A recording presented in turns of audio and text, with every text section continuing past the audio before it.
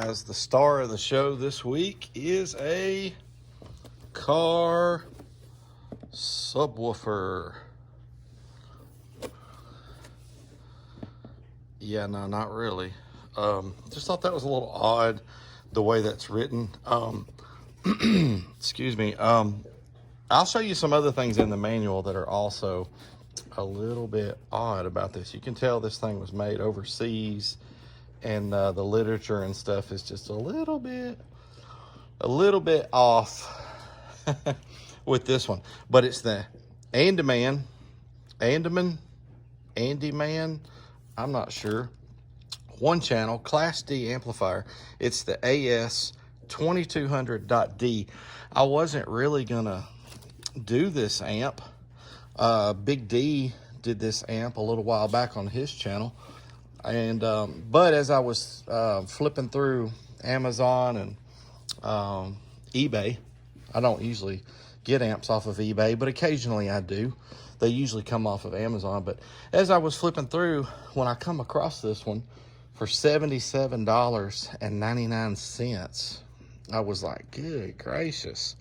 You know, that looks like the Scar, 2K. It does look a lot like it. And I was like, I don't know, I think Big D did that amp. I'm not real sure.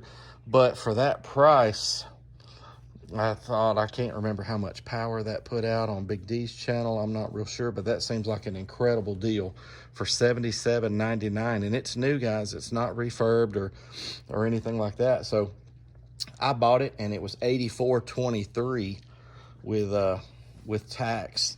So we're gonna put it on the dyno here in a minute and hook it up and everything. But I wanted to show you first what you get with this.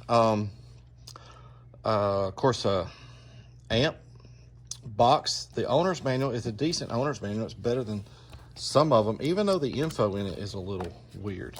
Your cable for your bass knob, some screws, and one of the tiniest little bass knobs I have ever seen. Look at this thing. It is super small. You got a positive and negative on here. Nice potentiometer, feels good and smooth.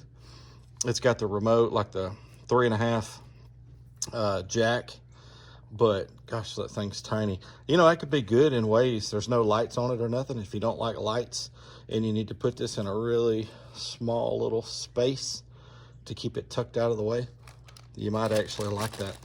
Anyhow, let's set that aside and look at the amp for a second. Pretty hefty little amp, feels about right. They're definitely wanting people to believe that this is a 2200. Let's look at this end. So input RCAs, you got a power and protect light, by the way. Input RCAs, output, this is different. It says bridge, in and out. Gain subsonic from 17 to 50. That's a little odd, the 17 hertz.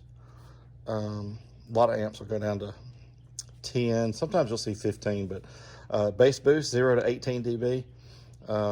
Low pass filter from 50 to 250, and then a phase 0 to 180, and then here's that jack for the bass knob. Let's look at this end. Okay, I like some of what we're seeing here. 4 gauge power and ground. Looks like about an 8 gauge remote and 8 gauge speaker wires. That definitely looks sufficient. There's the back. I have not taken the plate off of this. I'm not sure if I will. I might, but if I do, I'll probably add it to the Let's Hear It video. So make sure you check that out. Anyhow, that is the Andeman AS-2200.D. The rating on this. So this looks fully, I'm sure you guys are already thinking, Class D monoblock 1 ohm. It actually says that it's only rated to go to 2 ohms. I think we're gonna try it lower than that. If I remember right, I think Big D did as well. But it's rated 550 at 4 ohms, 950 at 2 ohms, and there's not a rating for 1 ohm. Now keep in mind, you can tell they're wanting people to think that's a 2200, but it's basically rated 950. Those ratings, I found them online, and they don't say RMS, they don't say max. It just says rated power, 4 ohm and 2 ohm. The manual does not say.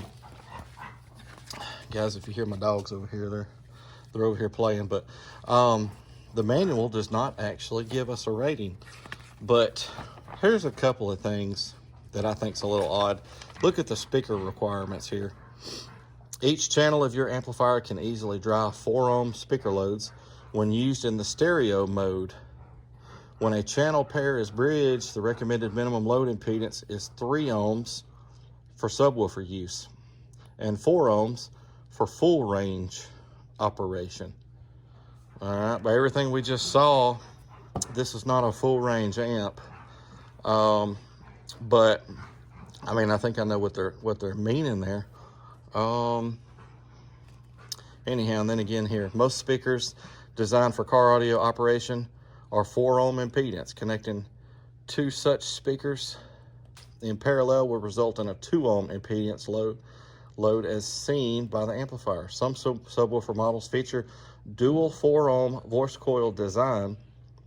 Connecting these coils in parallel will result in a 2 ohm nominal impedance, which is not recommended for use with bridge channels of your amplifier. So dual 4s paralleled and paralleled again is 1 ohm. That's not right. Series parallel would be 4, and series would be 8. That is a little odd. Let's flip over another page. Shows you a little bit about how to hook it up. Look, it does have dual 2 positives, 2 negatives for the speaker outs. Then over here it says 2 to 8, and over here 2 to 8. So I mean, that would lead you to believe if you had a 2 ohm and a 2 ohm that it could go to 1. I don't know. Also, the fuse rating on this, I didn't see it in the manual, but I saw it online, is 150. So there again, here's some more of that talk about the 2 ohm and 4 ohm stereo and mono.